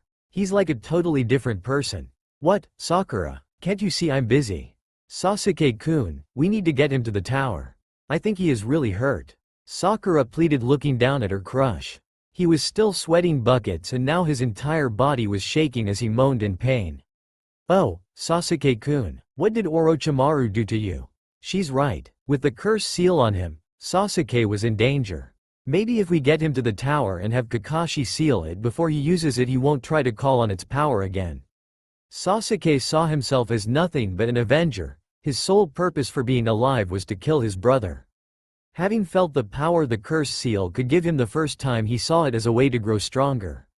If I can keep him blind to the power of the curse seal, then Orochimaru won't be able to influence him. But before that, Naruto turned back to Dosu, who had taken advantage of Sakura's distraction to grab his two teammates.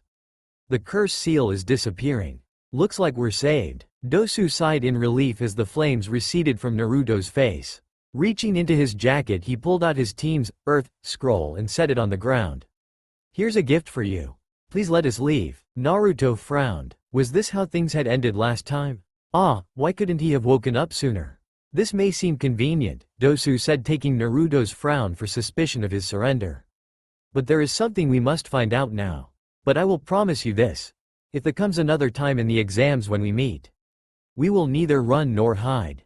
Dragging his teammates with him, Dosu jumped into the trees, leaving the leaf genin behind.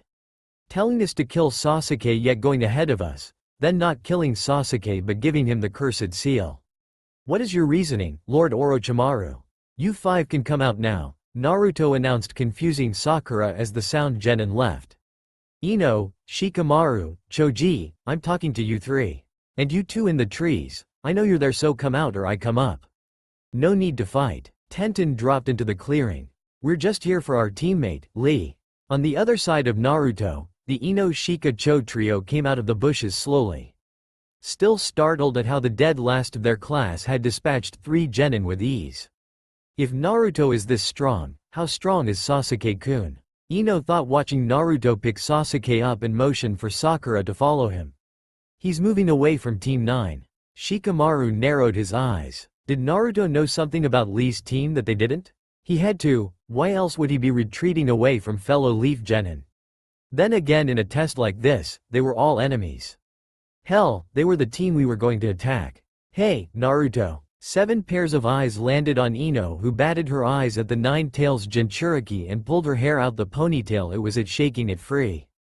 How about handing over that earth scroll to your favorite girl? Shikamaru dropped his head. Like that was going to work. Here. Blinking, the Nara heir moved his hand just quick enough to stop the scroll that was heading toward his face from hitting him. The earth scroll? Naruto winked at Ino, a grin blooming on his face. We already have our 2 scrolls and Bushy Brow's team needs a heaven scroll. So don't say Naruto Uzumaki never did anything for you. Slinging Lee's arm, Neji's eyes narrowed at the blonde ninja he had thought was just another loud-mouthed fool with no talent. How did he know that? To have been close enough to know which scroll both teams had. Was I mistaken? Thank you, Naruto. Ino winked at her fellow blonde. Finally, someone sees me for the Waikunoichi I am. Neji's dismissal of her appeal earlier had been a blow to her ego. But now it was back full force. After all, if someone as dense as Naruto could see her beauty, she had to be beautiful. Looking past Naruto at Sakura, who was seething, she stuck her tongue out. Looks like Naruto-kun's moved on to bigger. Ino mimed lifting her chest with her hands. And better things, forehead. Why you? Sakura tried to storm forward, ready to give her rival the beating of a lifetime, but a second Naruto grabbed her and swiped her knees out from under her, lifting her up bridal style. Naruto, put me down. No, you're tired from fighting and I'm faster than you. The real Naruto said, holding Sasuke like a sack over his shoulder. Besides, it's like you said, we need to get to the tower and get Sasuke help.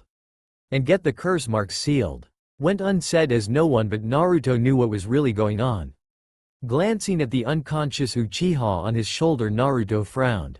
He'd have to keep Sasuke unconscious until they reached the tower if he wanted to keep his friend ignorant to the power the cursed mark would give. Jumping into the trees carrying his teammates, Naruto left Team 9 and 10 behind. He could have offered to team up with them, or at least travel to the tower with Shikamaru's team, but they wouldn't be able to keep up with the pace he was going to set, and he couldn't afford to slow down. They made it fine last time. Now they have both scrolls early, they'll be fine. He would see them at the preliminaries. We should almost be there. Naruto thought, running behind the clones carrying his teammates. It had been almost 24 hours since the confrontation with the Sound Genin, and luckily Sasuke was still out of it. Unluckily was that Sakura had only slept at night when she forced them to stop because she was tired. Even when she was being carried and not running like he was. We should almost be there, Sakura said as if she heard Naruto's thoughts. Looking over the shoulder of the clone carrying her, she stared at the real Naruto. Right? Yee. Ah. Freezing on the branch, he landed on Naruto, ears rung as a terrified scream echoed through the forest. Keep moving to the tower, Naruto ordered his clones as he started running to where the sound originated from. I don't remember this happening. He thought, jumping through the trees. It was dangerous leaving Sakura and Sasuke alone with just a shadow clones for protection, but he couldn't keep heading for the tower without finding who screamed. What if someone was in danger and he left them to die? Ah, there it is again. Channeling chakra to his legs, he sped up, moving through the trees faster. I don't want to die. Literally trapped against a rock and a hard place. The hard place being a supersized bear trying to eat her. Karen covered her head with her arms. It was a useless defense against the razor-sharp claws and teeth of the bear, but it was all she had left. Her ninja weapons were gone, as were her teammates. Ripped to shreds by the same bear that was about to kill her. Rawr! Squeezing her eyes shut, Karen waited for the death blow to strike her. This is it. I'm really going to die in this place. That's one big bear. Naruto jumped over the bear and flipped midair, coming down feet first on its head, knocking the massive beast unconscious.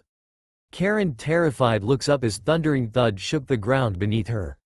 Opening her eyes, she tried to see what was going on, but without her glasses, all she could see was colors mixing in an indecipherable blur. Reaching out with her chakra, she used the ability she had kept hidden for so long to search for something, anything that would give her an idea of what was going on. Oh, my, she gasped, locking onto the chakra signature that was directly in front of her, shining like a miniature sun. It was the purest chakra she had ever felt. Closing her eyes, she basked in the warm glow of the chakra, blanketing her with its comforting presence. Hey, are you alright?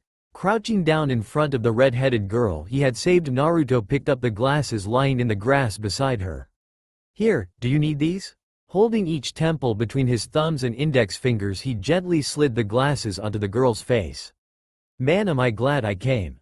Stifling his giggles, he smiled and gave a little wave as a pair of exotic crimson eyes opened behind the glass lenses. This girl is a beauty.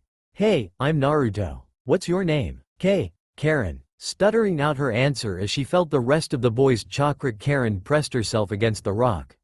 How? The blonde, Naruto, he said his name had the warmest chakra she had ever felt. Yet he also had the coldest. Deep inside of him, buried beneath the warm chakra, was something dark. Something dangerous, but it was also separate. And there was a third source of chakra as well. It wasn't as dark as the buried one, but it was even more revolting. How can someone have 3 chakra sources? She had never seen that before. Or even heard of it. Did you hear me? Blinking, Karen lost focus of her sensing ability and immediately tried to push herself through the boulder she was pressed against, her face blushing a bright red. Naruto's face was so close she could feel his breath on her lips. Can you give me a little space? Sure. Backing away, Naruto stood up to his full height, which wasn't much, Karen realized. He was about an inch shorter than her and she wasn't very tall herself. "Where are your teammates?" "They're dead. The bear got them before you came," Karen said, standing up herself. She wasn't very broken up about her teammate's death, and it must have been obvious because the blonde ninja frowned at her. Crossing her arms, she glared at Naruto. "Listen, just because you Leaf Ninja are all buddy-buddy, doesn't mean everyone else is. They didn't give a crap about me, so I didn't give a crap about them. Why should she? All her so-called teammates cared about was her ability to keep them from dying. The half-dozen scars she had amassed over the course of the second test were proof of that. They didn't care if they were scarring her body for the rest of her life. Even for something small like nicking themselves on a branch, they were biting into her." "I didn't say anything," Naruto said, raising his hands in surrender. And he wasn't going to. Maybe once upon a time, he would have lectured her on caring about her teammates no matter what, but he had been around the nations and had seen that everywhere else definitely wasn't like the Leaf Village. "So, if you're alone, do you need help getting to the tower?" he asked, surprising Karen, whose red eyes went wide. "My team's heading there now, and from here we're only about an hour from it if I hurry." Karen frowned. "If you hurry?" Grinning, Naruto shot forward, scooping the girl into his arms and jumping back into the trees as she screamed, gripping his shirt with both hands. Laughing, he made his way through the branches until he was standing at the very top of the tree. "See, look." Opening her eyes, Karen saw the tower the examiner had told them to reach. "He's right. It is close. Let's get going. I've got to catch up to my team before they reach it." Naruto dove back down into the trees, coating the bottom of his sandals in chakra so he wouldn't slip off the branches. It wouldn't do good to slip and fall in front of the girl he had just saved. Especially when she's a looker like this one. "Where is Naruto?" Sakura checked over the shoulder of the clone that was carrying her. They were close to the tower and the examiner had said only full teams could pass. You shouldn't worry about the boss, Sakura." The clone, who was an exact replica of Naruto, said with a grin that just proved what he was. "He might even be waiting for us at the tower. You never know with us. If he is, I'll pummel him." Sakura glared at the clone. The real Naruto wasn't here, so it would have to do. She was already angry that he had given Ino Pig a scroll and now he had gone and left her and Sasuke-kun alone. The proctor had said this was a test that involved death and everyone in the forest had agreed to it. He shouldn't be worried about the other teams. Sasuke-kun was hurt, really hurt. And he needed help that they could only get at the tower, and Naruto goes to play the hero. "I wouldn't be mean enough to go to the tower by myself."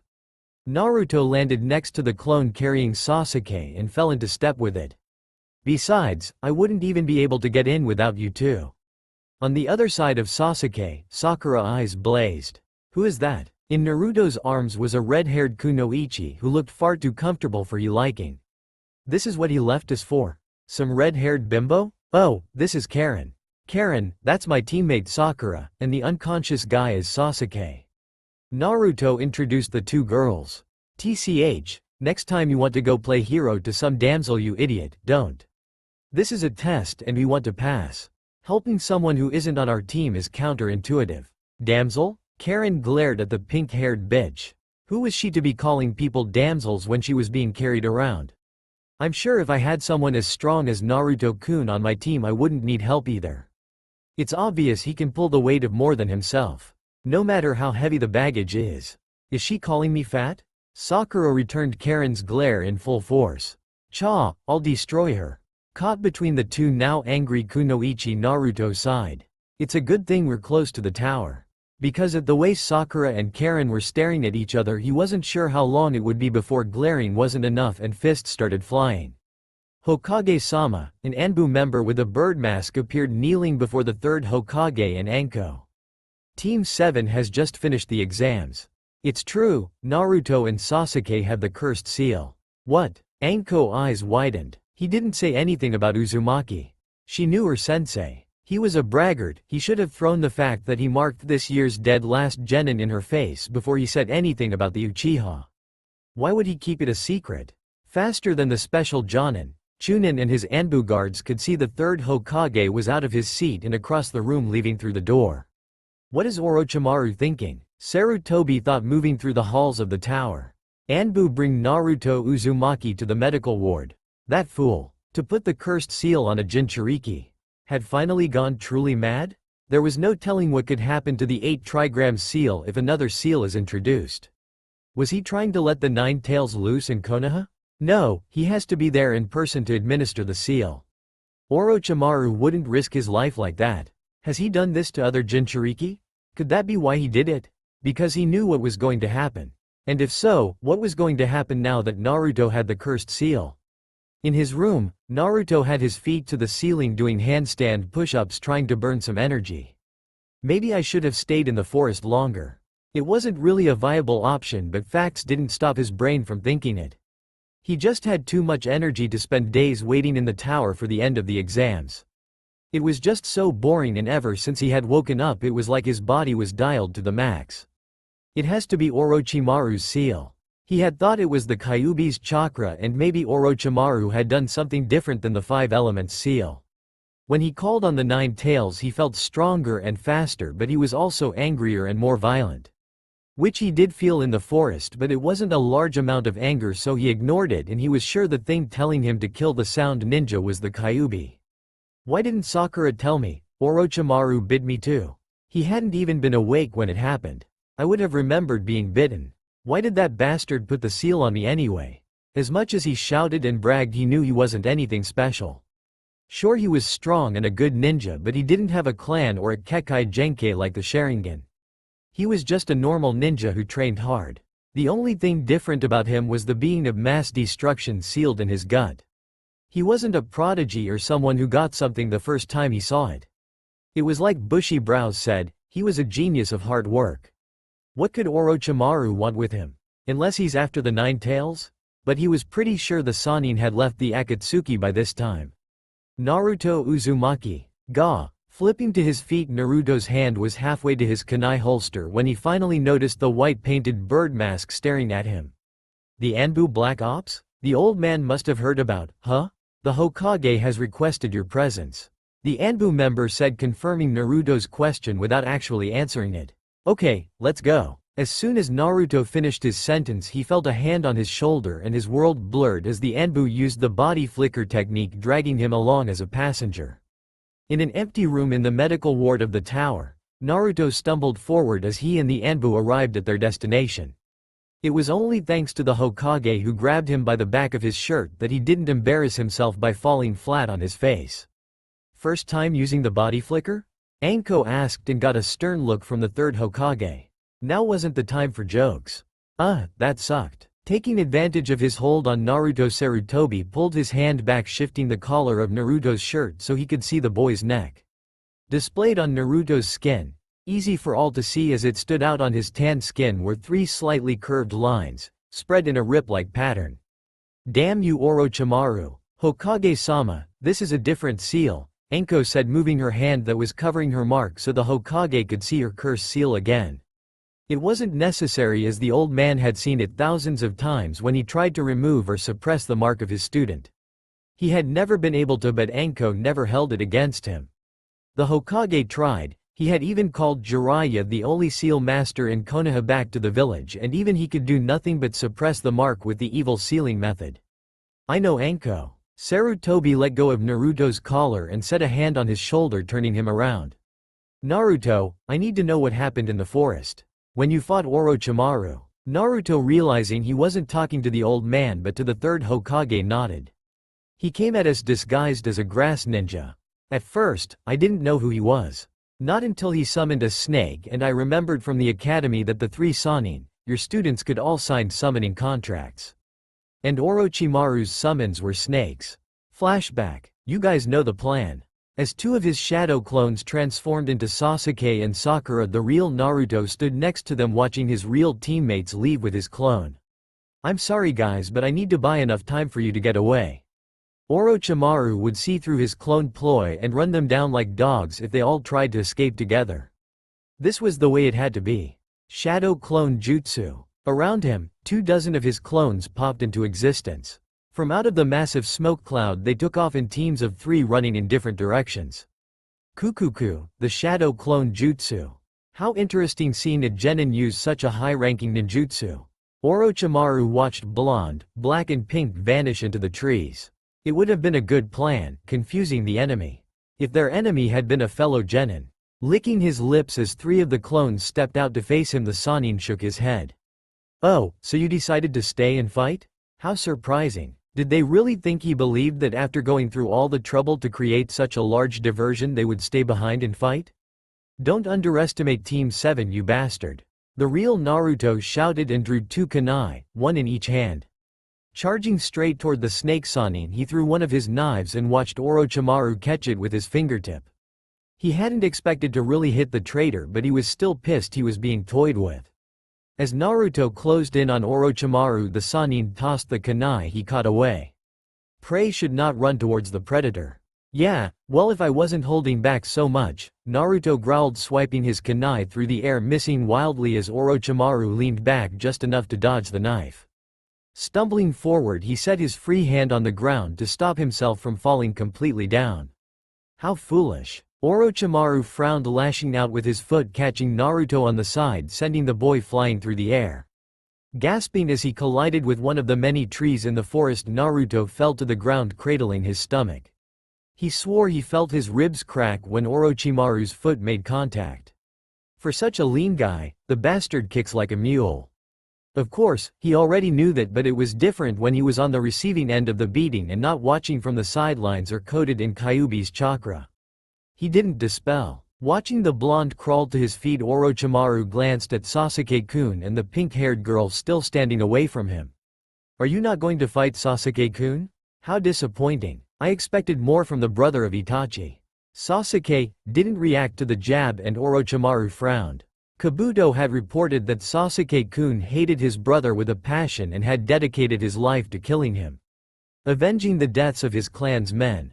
Was his spy wrong again, like he was with Naruto-kun? No, I see. Smirking, Orochimaru turned around and blocked a fist heading for his head with a flat hand. "Naruto-kun, did you stay behind to buy time for your teammates to escape?" Damn it, he already saw through it.